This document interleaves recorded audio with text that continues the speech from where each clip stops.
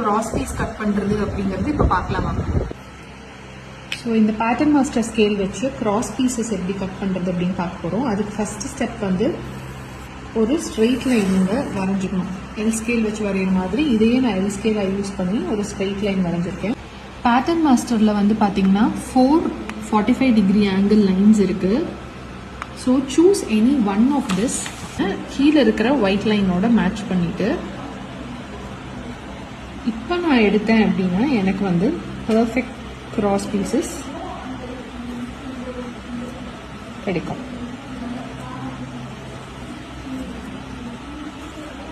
இதில் நான் என்ன வித் எனக்கு வேணுமோ அந்த வித்துக்கு நான் இந்த லைன்ஸை யூஸ் பண்ணி நான் வந்து ட்ரா பண்ணிக்க முடியும்.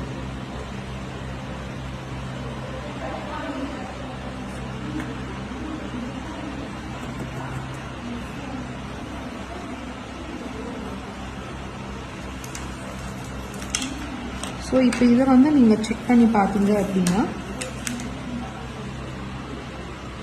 ஈவன் வித்தில்